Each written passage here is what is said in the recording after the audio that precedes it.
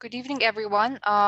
We're just waiting for a few more people to join us via Zoom, and we will be starting this discussion.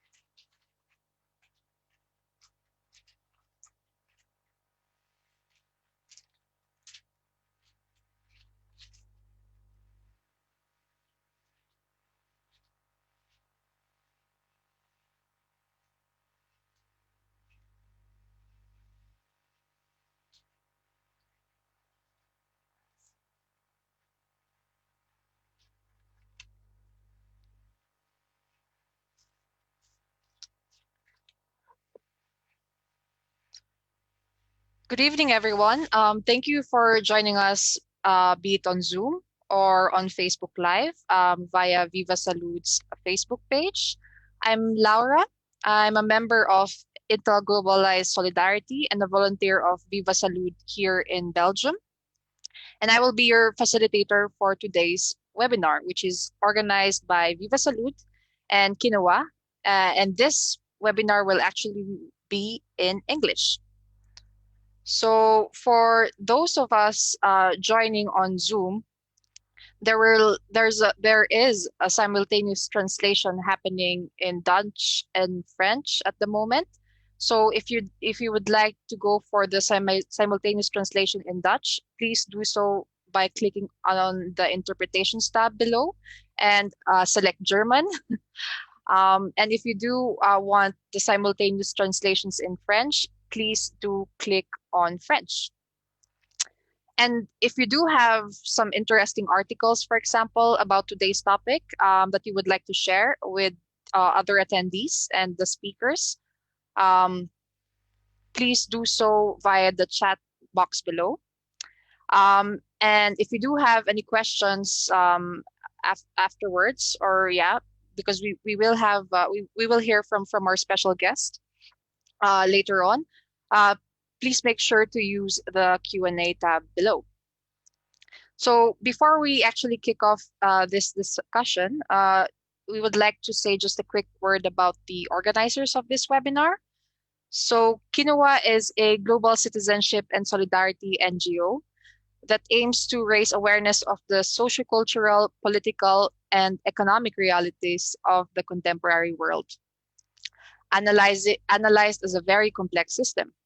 So Quinoa's objective is to encourage new behaviors towards others and to foster commitment to a responsible and united world.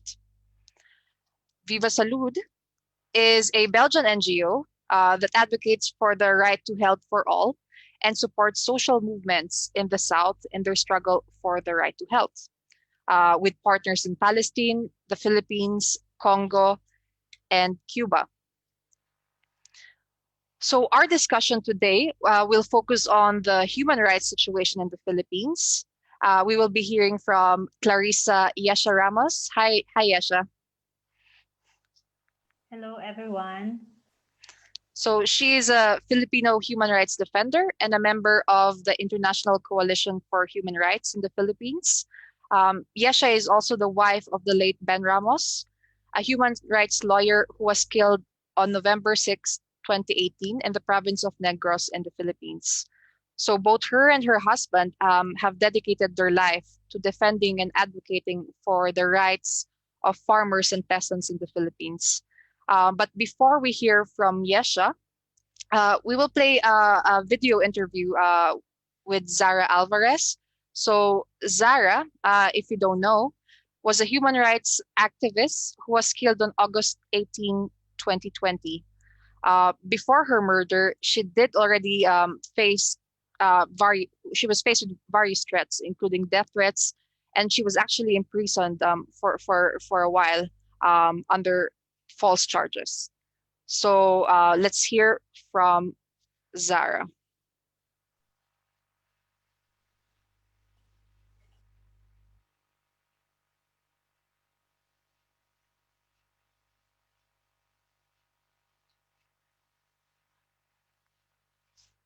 I am Zara Alvarez.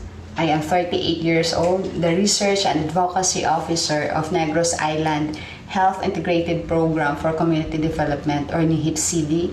We are conducting research in the community. We are documenting cases of health issues and environment issues together with the Defend Patrimony Negros and Southern Negros. I was imprisoned for 1 year, 8 months, and 22 days because of my advocacy work.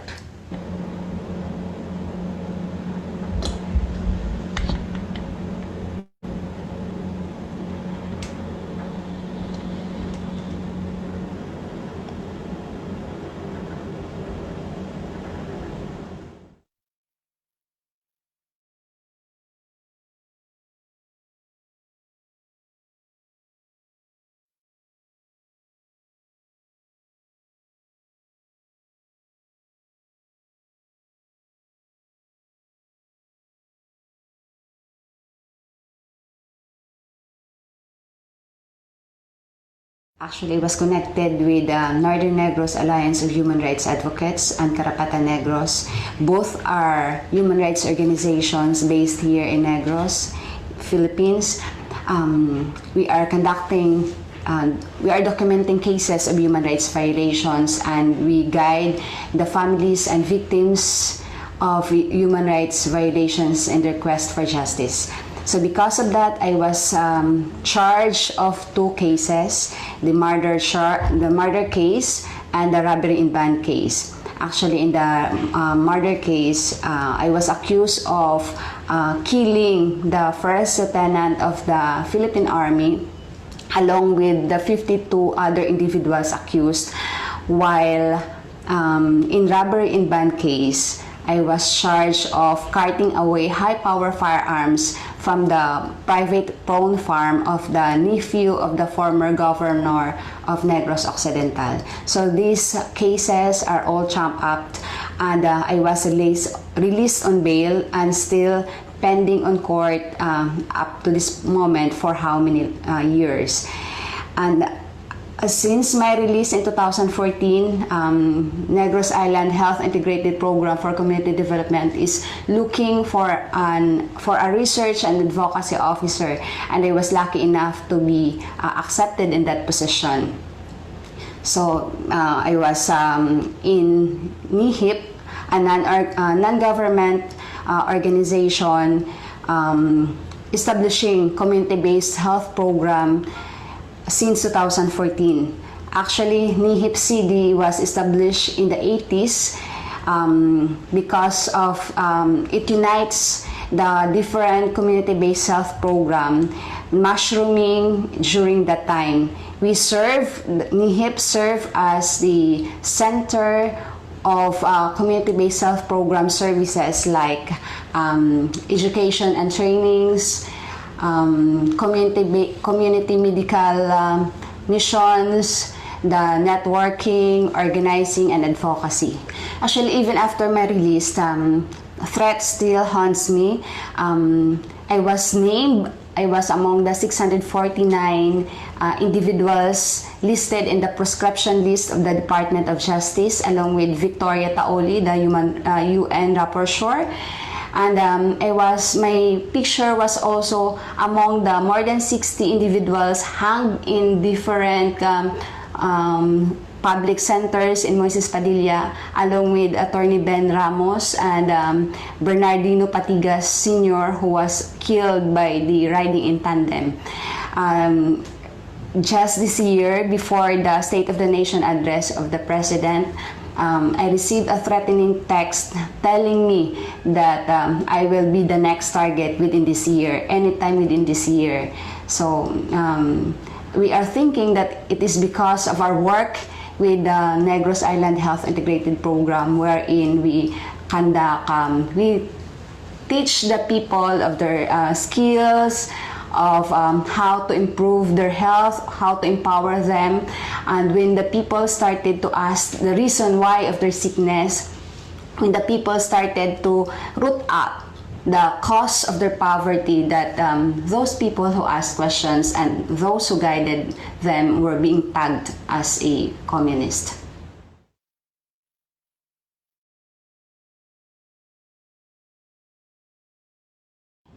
Social movement helped a lot in my immediate release. Although I stayed more than 1 year, 8 months and 22 days in prison, but the campaigns for my release, like sending me messages, sending letters to the government and to the departments who are concerned of justice, helps me a lot. And even also in the time that I was named as one of the terrorists in that prescription list of the Department of Justice, people from different areas, from the national level, from the international level, show their support, and I'm very grateful to that.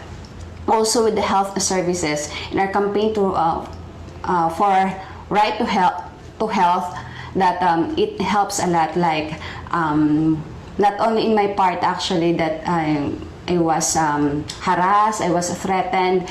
Even my colleague with the Negros Island Health Integrated Program faced also different kinds of threat and harassment.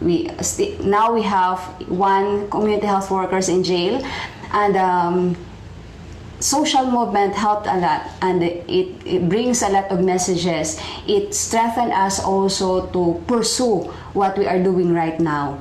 So especially with the international community, we know that the international community has a lot of things to do in our problems nowadays, in the challenges that we are facing right now.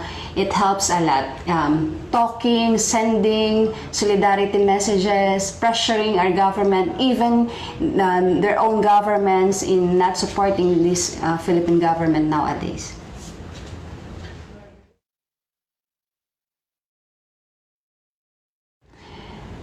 In my 1 year, 8 months and 22 days in jail, of course, it's not a dream place for me, because I was tied.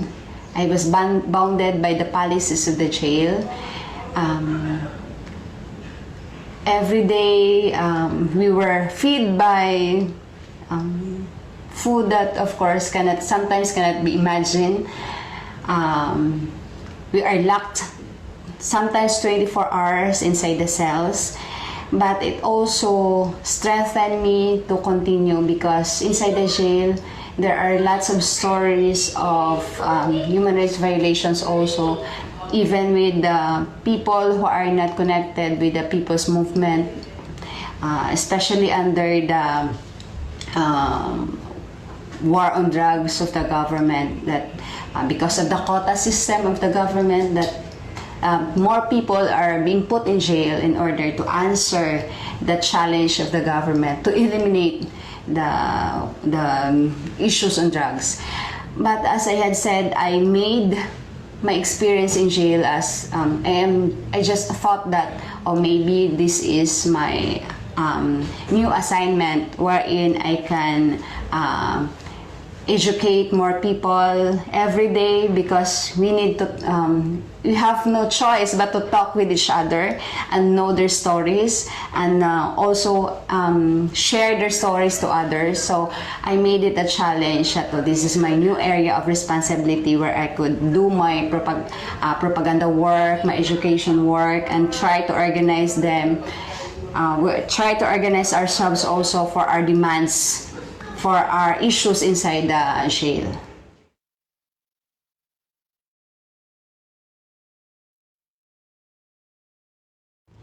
Of course, as a human being, I was haunted by fear, because I know that the threat is serious, because when they say that they will kill you, it really happens, like what happened to the different victims, lots of victims of human rights violations here in Negros. We have recorded 87 victims of EJK, and now 93 individuals are in jail facing trump-up charges.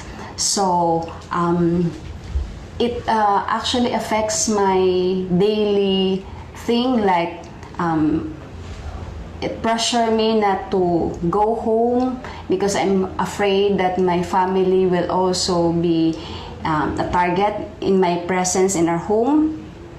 I need to change places every time because we all believe that whatever they're saying is a serious matter. But still, with the help of the people around, from the national, the encouragement of the people in the local communities, the support that the international communities are giving to us, it made me stronger, and I know I can overcome all the fears that we are facing right now, and it strengthened my belief that the people in our community still needs me, and I need to fight and struggle with them. So no amount of incarceration, no amount of threat can stop me from doing my advocacy.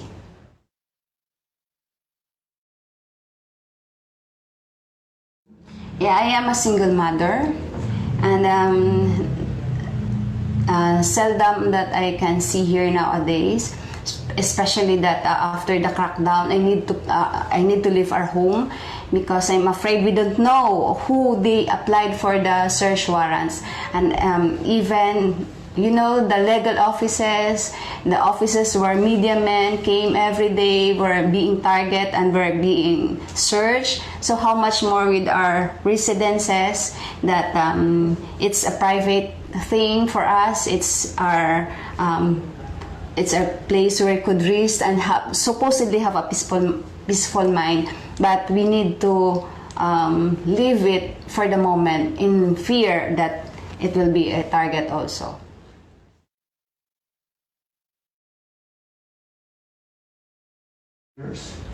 No, we are protected by the people who are supporting us. They are also trying to, from time to time, if we need some place to go, the people around who are supporting our cause are offering their places for us to be safe.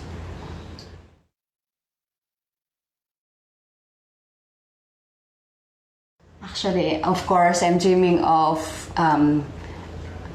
a society where health services are free, our right to health will be achieved, will be exercise, will be enjoyed by the people, especially here in Negros, that there are only two things that came into the mind of the people when they are sick. When they will go to the hospital, they are thinking that their sickness will be more complicated because they don't have the money to pay for it. Because even the public health care, the public hospitals are so expensive. So instead of going to the hospitals, they're afraid to go, and it made their sickness serious because of the fear also that how much money will be need to raise in order to pay the hospital bills. So we are actually dreaming of a better society, a peaceful one where injustice will be eliminated. The children are free to laugh and to access all the services the government should offer. My part, I am dreaming that maybe all the harassments, all the threats that I am facing right now will be stopped. Not only in my part, because here in Negros, almost all the human rights defenders are not protected anymore. We are, the human rights defenders are under attack. So who could protect us? Who could protect also the people we are serving? Could also protect the people we are trying to help? I am actually dreaming that a more space, more protected space for the human rights defender nowadays, especially under the Duterte administration. Actually, I'm dreaming also of hugging my daughter every day, free from fear, free from worries that our home will be forcibly entered by the state agents.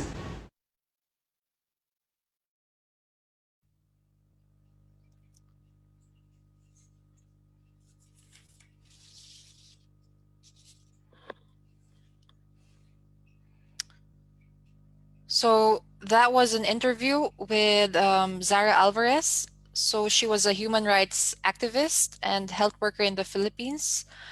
She is the 13th member of Karapatan, which is a Philippine human rights organization and partner of Viva Salud, who has fallen victim of extrajudicial killings in the Philippines.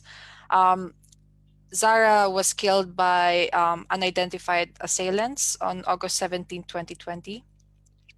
And in the interview we just watched, she shared her experience, the direct experience that she had as a former political prisoner.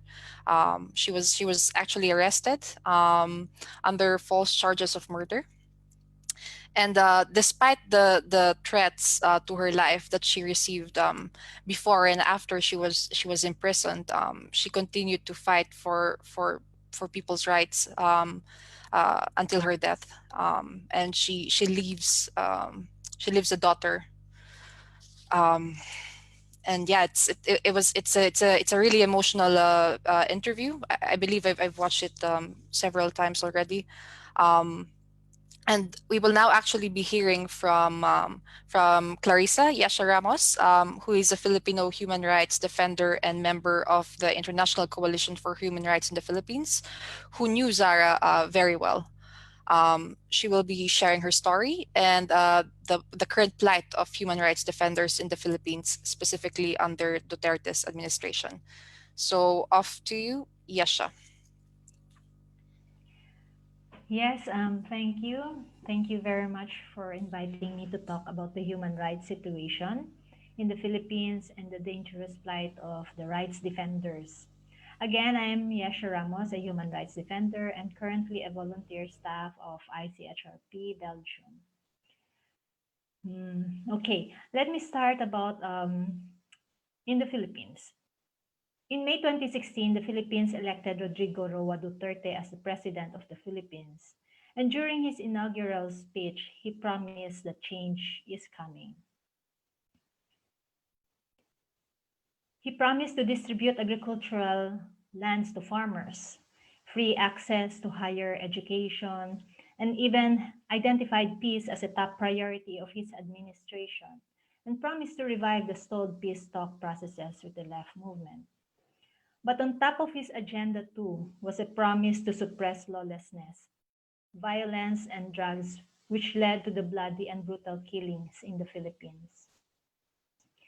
And because he has no strong civilian political base, he is using the police and the military to impose force and violence to address the country's problems in the expense of human dignity and right to life. To create his political clout, President Duterte has named more than 50 former military and police officers to key civilian positions in the government than any other presidents before him, and intends to hire more in his remaining years in office. His preference for top soldiers to be his alter egos is due to his belief that they do things faster and with little argument. He pampered them with many other benefits provided they obey his orders to harass and even to kill those who displease him. Despite the overwhelming dominance of generals, the Duterte administration has not proved itself any more competent nor any less corrupt than the past administrations. In his 4 years in power, the situation in the Philippines has gone from bad to worse. Our country was dragged deeper into oppression and marginalization. Human rights violation has worsened and the Filipino people has become more divided. At the beginning of his presidency, he promised reforms. People thought he will be able to save our country from the quagmire of poverty and destitution. But instead, his government caused widespread abuses and impunity, which has even escalated into crimes against the people. There is a certain kind of culture created by our government, and that is the culture of impunity. The Philippines' annual budget this year showed the immense funds devoted to intelligence and confidential funds under the Duterte administration. His misogynist and slanderous attacks to people who dissented his anti-poor programs have gone wild.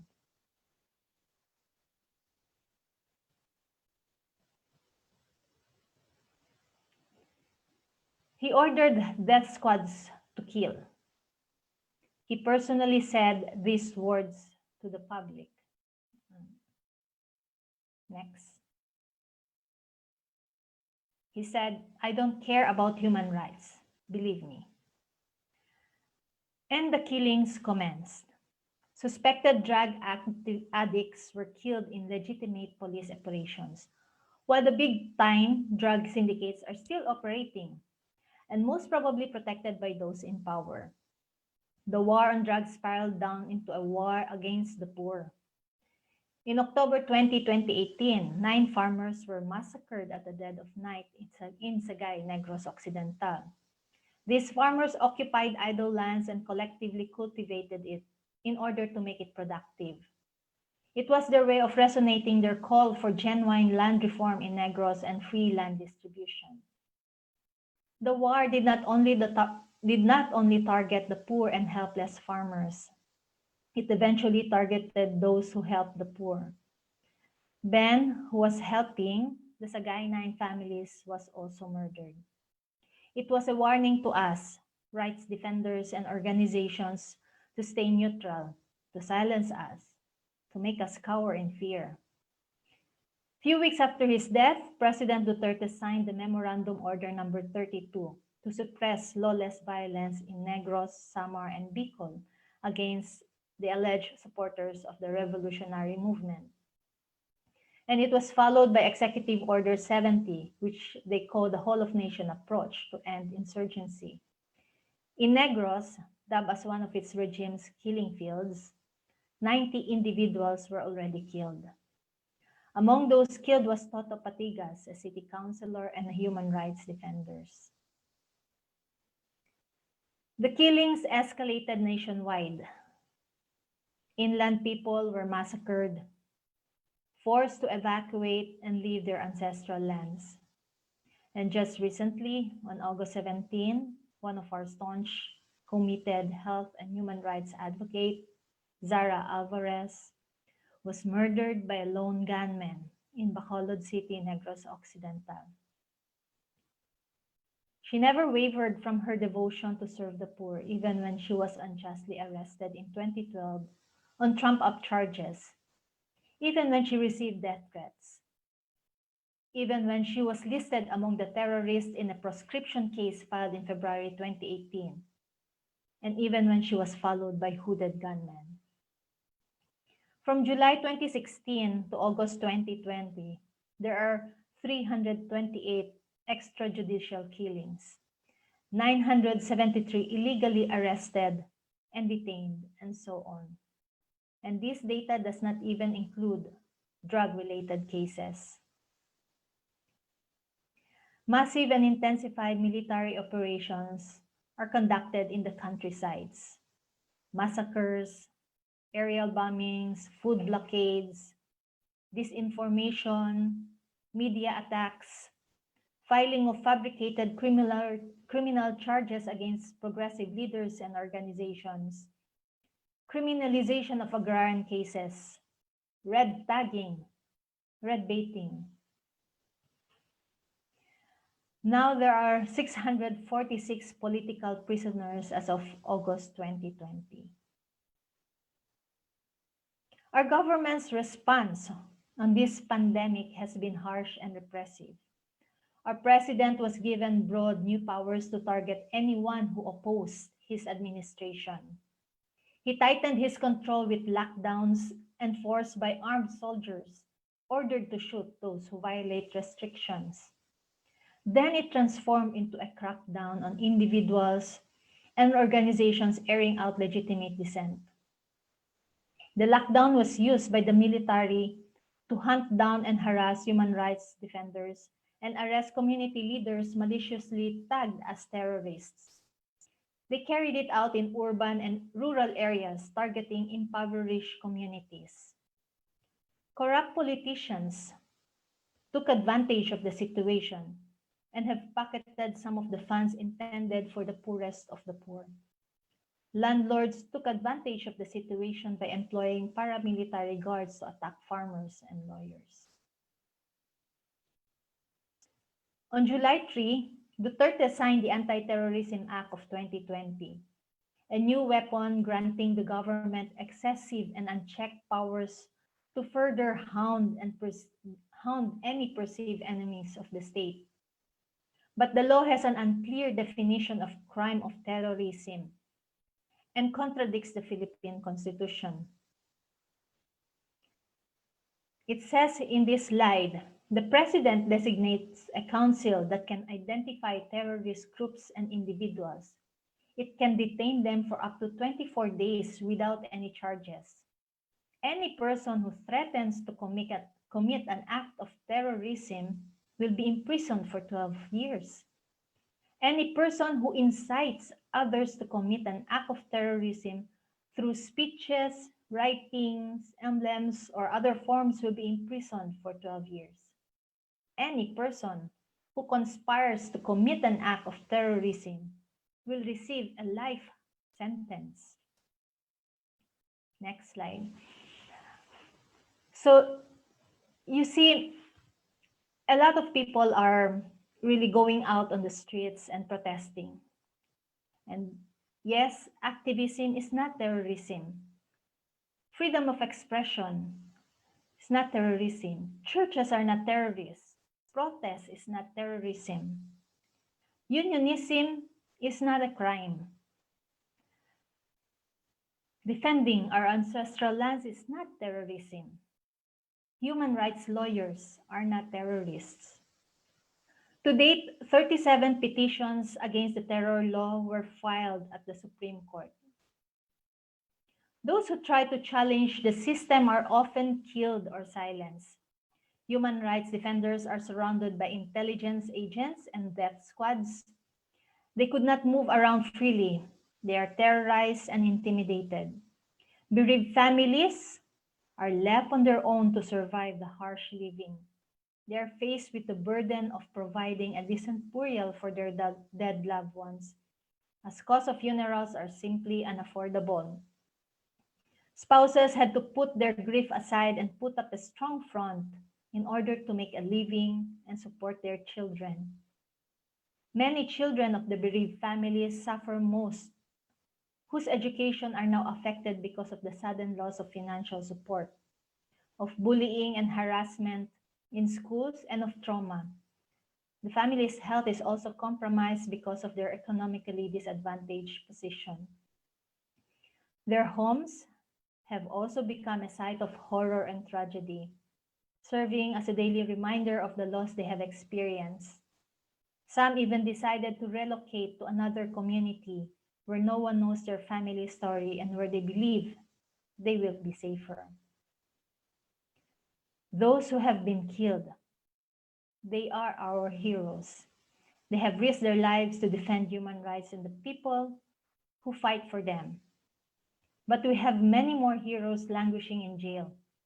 643 political prisoners are human rights defenders too. They could have done more for the poor and disadvantaged communities had they not been arrested.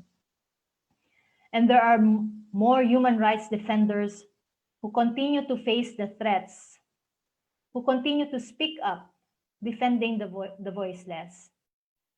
They are our living heroes. We need to defend the defenders. They need us. I am determined to continue my work as a peace advocate amidst the trials for as long as the root causes of conflicts in the Philippines are not addressed. There will not be no just and lasting peace. Thank you. Thank you very much, Yesha, for that overview on what's going on the ground in the Philippines.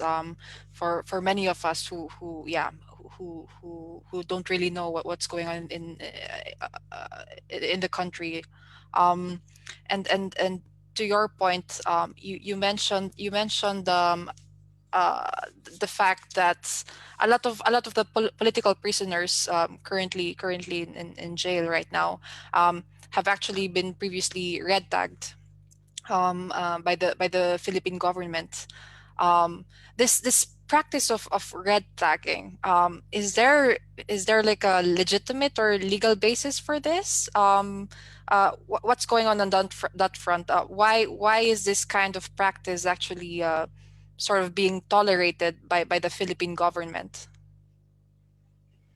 Most of the political prisoners right now are um, facing charges, trump up charges, like what Zara Alvarez have gone through and what she has said during the interview. All of those cases are trumped up. They usually and most often target the human rights defenders and even community health workers and community organizers, because these are the people who really deliver the basic services in the communities. And because these organizers educate the people on their rights to land, right to food, it becomes a threat to the government. And so the government makes use, weaponizes the law to put these people in jail and to really harass them. And so I believe this has also been exacerbated by the anti-terror law that Duterte's government recently passed and implemented.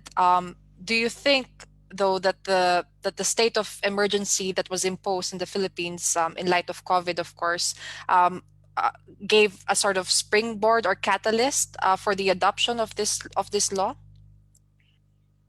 Yes, I think the state of emergency, in fact, was used by the Philippine government, by the Duterte government, to strengthen their attacks on civil society organizations in the Philippines.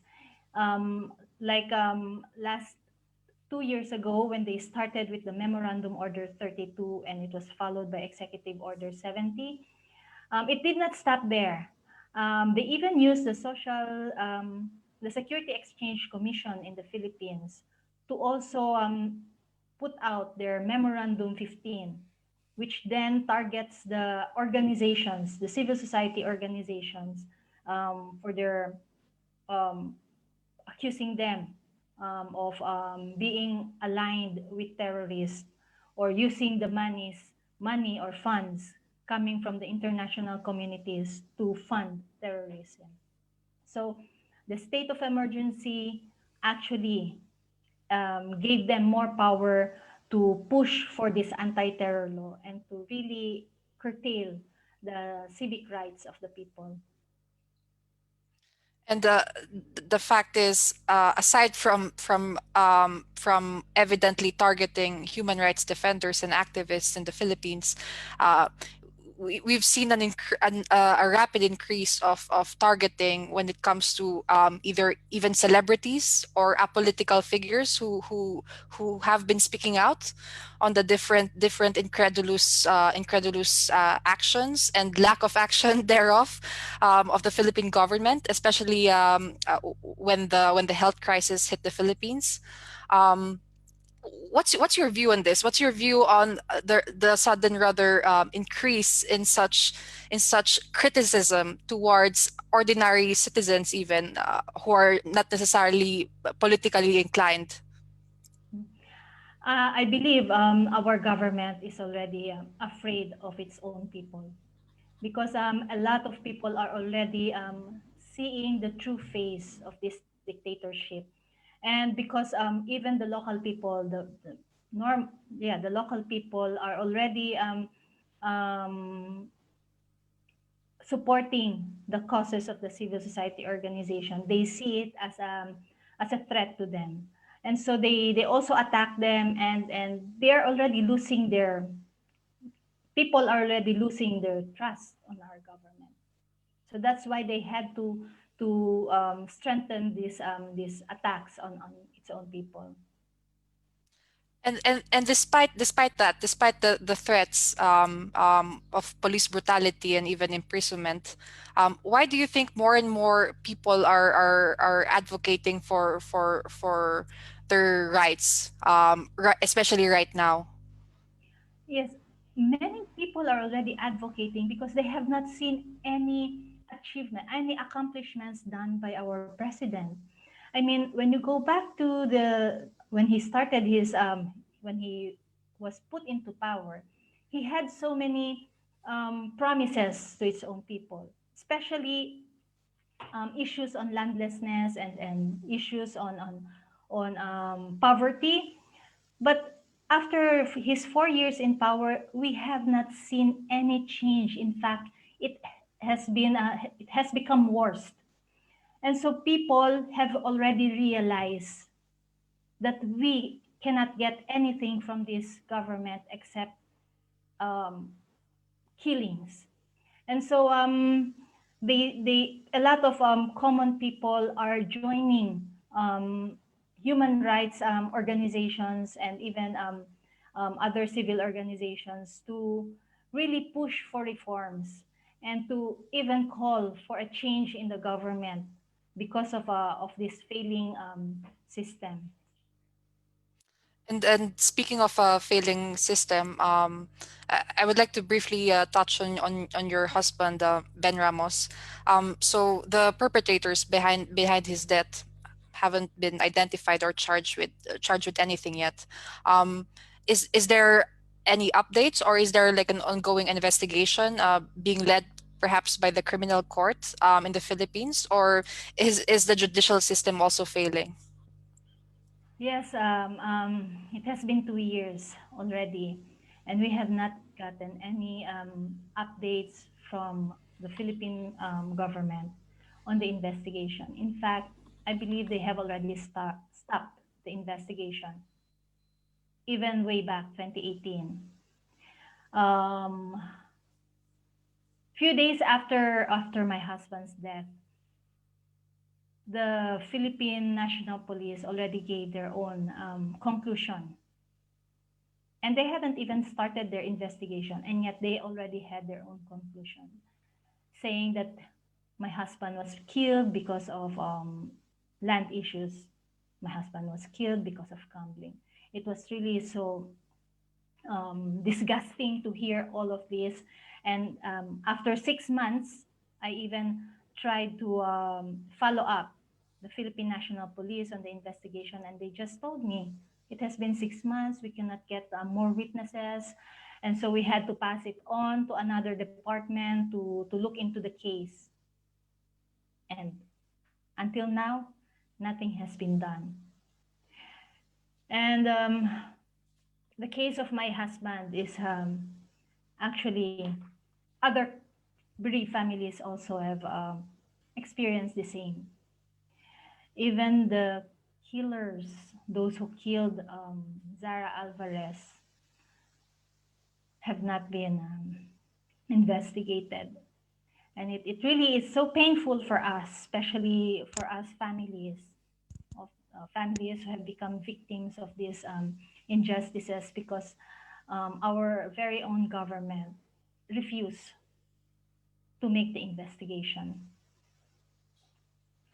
And I know that you've been here in Belgium, and you've been campaigning around Ben and Zara's case amongst international institutions. So what kind of reactions have you gotten from the European Parliament, for example, or the UN so far while campaigning here in Europe? Well, when we started our campaign in February, it was really a very good opportunity for us to be able to talk to a lot of representatives from the different countries to really um, share to them our personal experiences. And we actually the lobbying at the United Nations Human Rights Council has helped push for more investigation to and also getting more witnesses or families to give their testimonies, which were actually reflected at the report of Michelle Bachelet, the from the Office of the High Commissioner. Although in June, after the report was read, we saw that the UN made a resolution, and we feel that it fell short of our expectations. We were hoping for the UN to give a stronger recommendation to conduct an impartial investigation in the Philippines, but it was like it happened like the UN resolution said that they only allowed technical and capacity building to the Philippine government to conduct the investigation. It's really so sad that they only boiled it down to technical and capacity building, knowing that it's the Philippine government itself doing the killings. So how can a government who is killing its own people do the investigation? But then, of course, we still have hope. We will still continue our lobbying to as many platforms as we can, to as many platforms in the international communities, to push for independent, impartial investigation. The European Parliament, when they interviewed me, Miss Maria Arena clearly said that they will put the Philippines as one of their priorities for the discussions and for making resolutions, because they have seen how difficult it is for civil society organizations to move and to deliver their services, and for the people who have been already become victims of all these injustices. Before I proceed to another question, if there are any questions from our attendees here in Zoom, please do feel free to put them in on the Q&A box. For those of you who are tuning in on Facebook Live, please do put in your questions on the comment section. So to your point, do you think though that these international institutions anyway, could truly make a difference on Ben or Zara or the other cases of Filipino human rights defenders who have been targeted by the government? Yes, I believe that the international communities play a very critical role in supporting our campaign, our lobbying against these extrajudicial killings, and to really put the perpetrators to accountable for all the killings. In my PowerPoint, I have already named there the things, actually what the international community can do to help support our campaign.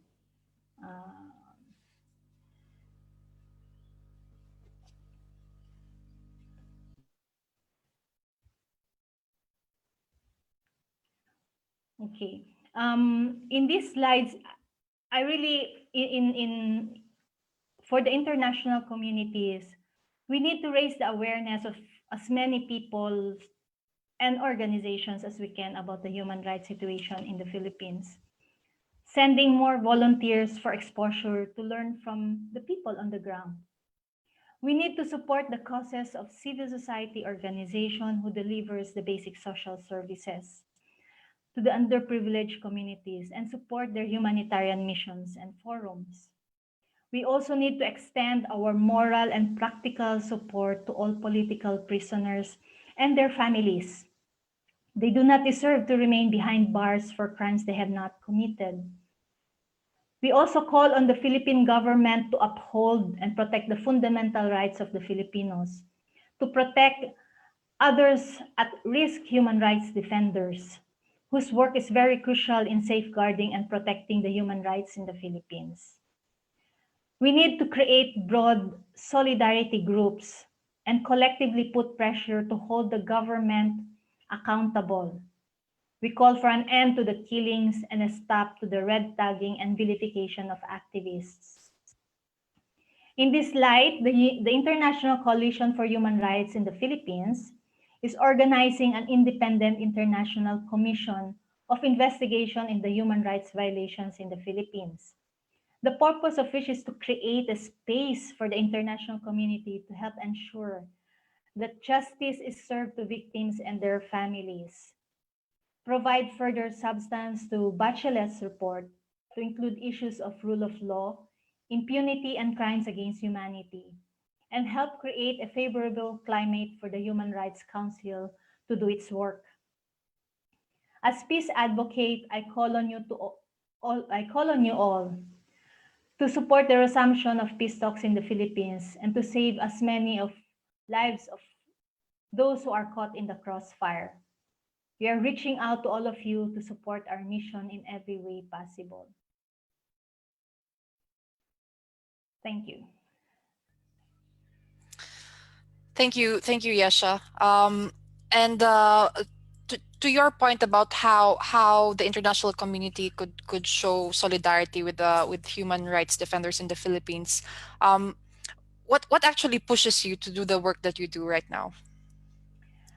Actually, I have been a human rights defender for 27 years.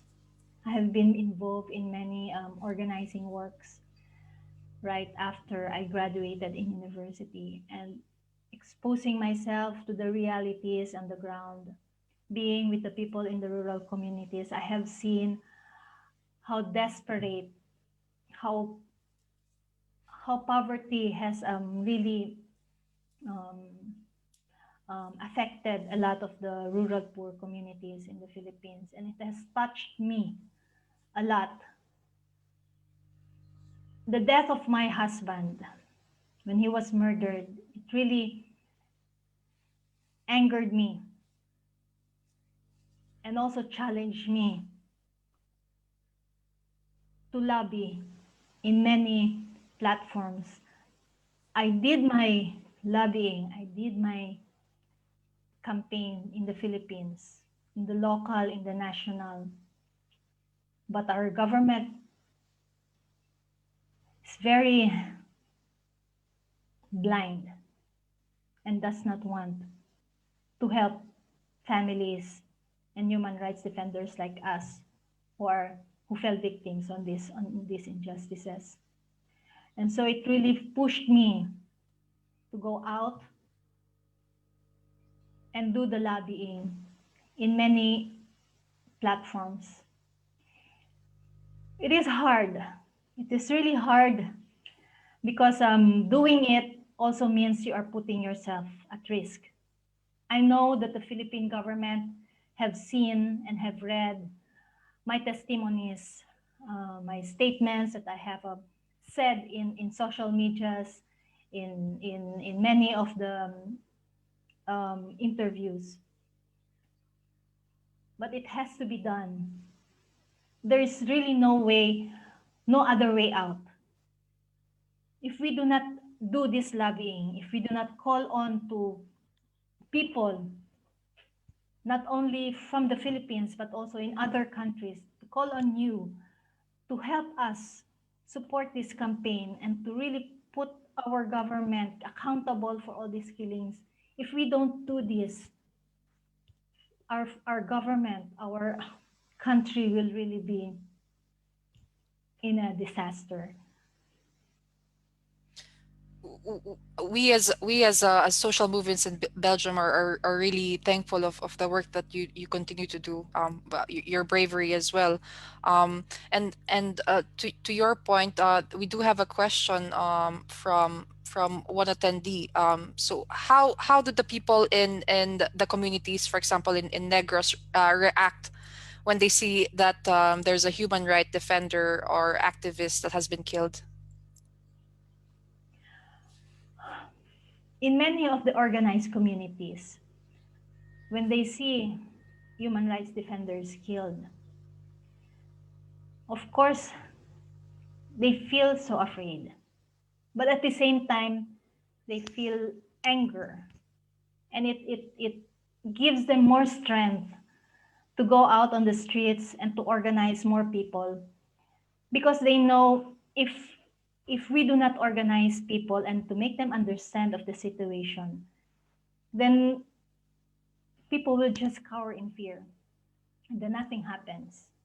I think it also gives them the challenge to really voice out their dissent. And well, for even the local people, even the ordinary people right now have already realized how terrible the Duterte administration is doing to its own people. And indeed, it's really amazing to see the fire. The fire that that human rights defenders such as you, such as Ben, such as Zara have ignited in a lot of people. Even like you said, ordinary citizens who don't necessarily have a political inclination or are altogether apolitical, or just really normal citizens. And on that note, we do have a question from another attendee asking when the next presidential elections will be. And what's your view on it? Do you think that we're gonna end up with another tyrannical government in 2022? Well, I don't even know if we will have another election, because what the government is doing right now is they're trying to prepare, they're pushing for a change in the constitution, and they wanted to um, change it into a federal government. They said they wanted to have this charter change, so that it would allow our present president to sit in power for a longer time. So if that happens, then I think there will be another EDSA revolution. I think people will really go out on the streets and really do a big protest. But if there will be an election, I am hopeful that the Filipino people will open their eyes now and really choose the right government officials to sit in power. I am very hopeful that in two years from now, Duterte will be out. Indeed. And it's really the power of voters, and hopefully the fact that we could perhaps raise the bar when it comes to the number of people who actually vote this time, because I know that we've had issues in the past. Aside from that, we do have had issues in the Philippines wherein there has been rather violent cases of vote tampering. Mhm. So hopefully, hopefully whatever the Duterte government is trying to cook up with the constitution right now wouldn't really yeah, wouldn't really bear any fruit. Um, Aside from this and the anti-terror law, uh, are there other existing laws you think that are a direct threat to to human rights defenders or even the ordinary citizens in the Philippines? Or are there any other kinds of laws or bills that the Duterte government are trying to push right now? For now, I haven't really heard of any more repressive bills that is being pushed in the government. But the anti-terror law is already too much for the Filipino people. Maybe another bill that would really put them uh, really affect the people. I don't think we will be able to bear that anymore. And is there still a way to retract this law? Yes, there is still a way. Right now, there are already 37 petitions that were filed at the at the court, and there is ongoing hearings about this anti-terror law and this red tagging. And I am very hopeful that it will be retracted. I mean, I think the strength of the people, if they um, gather and they would protest in streets, I think it can be retracted. We cannot always do it. Well, the government is already controlled by the Duterte minions. So lobbying at the government, yes, we are doing it right now. Filing cases, yes, but I think the when people come together and also protest on streets and also march and ask the government to retract the law, I think that would even help um, the people. And just going back on, because you mentioned that you have a long you've been a long time health worker and activist for a while with your husband Ben, back in the Philippines. And I was wondering, how was your experience as a woman, as well as a woman activist, while in the Philippines? Yeah, given the fact that there's a lot of the Philippines is known to be a rather patriarchal society, with a lot of cases of inequality and women's violence as well. Could you share perhaps your experience on being a women activist? Yes, it is quite difficult, of course, because like what you said, Philippines, the men are like symbolizes or are always seen as the head and the breadwinner of the family and those who make decisions. But it is also very challenging as an activist and a human rights worker and a health worker at the same time. Because being a mother, you're challenged to balance your work and your family. And for me, it wasn't really very difficult for me to do that. Maybe because my husband was also very supportive of how we raise our family together with the communities. I even remember when my children were still small, we would always bring them with us in the communities so that they would be able to see what our work and to understand how we how we talk to the people and how we help them. And I think that is the best way that you can also educate your family so that they will be your constant you get constant strength from them also. And yeah, for 27 years, it's really a challenging role for women activists. Uh, but also very fulfilling, very fulfilling. I even remember the time when we conduct health trainings in the communities, and I am all and Zara and I would always be together organizing these trainings. We would always talk on the side, and we would always talk about our children and the difficulties of being with them. And it's hard, but we're happy.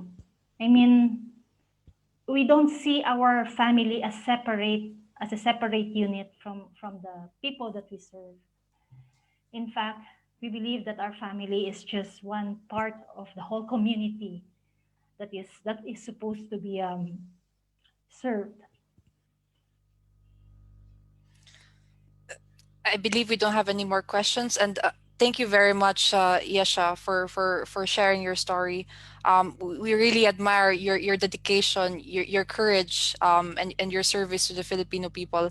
I think you are such an inspiration to a lot of us, not only to Filipinos, but also to activists here in Belgium or in other countries. In the end, all struggles are the same and valid. So it's a matter of standing in solidarity with one another. Thank you again for sharing your story, for sharing Ben's story, for sharing Zara's story, for sharing the story of human rights defenders in the Philippines. Thank you. Um, do you have, before I let you go, do you have any parting words perhaps for our Belgian comrades and social movements? Yes, I really thank people who I've met here and the organizations and all other individuals who have been who have empathized and who have seen the realities, the human rights crisis in our country. I'm so happy that they have been very supportive and they have also extended their help in their little ways. Also talking about it with their friends and their families. And I'm really calling to all Belgians and even other, and those who are in this webinar and those who are listening. I really hope that you would continue supporting the campaigns of these killings, to stop the killings in the Philippines. And your voice, your moral support, your any support that you can extend will be very helpful for us to continue this fight. Thank you very much, Yesha. And to that note, before we say goodbye, so Quinoa, Viva Salud, Intel, and other social movements in Belgium um, are organizing this campaign called Defend the Defenders, which was formerly called Stop the Killings. This campaign is for Human Rights Day on December 10, so mark your calendars. As part of this campaign, we actually invite you to participate in our photo challenge. In order to show your support and solidarity for human rights defenders in the Philippines, such as Yesha, and in other countries. So to do so, please do write a message on your left hand. It could be any kind of message for human rights defenders. Take a photo of yourself with your left hand covering your mouth. And send your photo at defendthedefenders2020@gmail.com before Saturday, December 5th. So you could also actually post this photo on social media, and please do use the hashtag Defend the Defenders. So if you'd like to know more about the Defend the Defenders campaign, please do visit either Viva Salud's Facebook page or website at vivasalud.be, or Quinoa's Facebook page or website at quinoa.be. Once again, Yesha, thank you very much for your service for the Filipino people and your courage. The fight continues. The struggle continues, and long live international solidarity.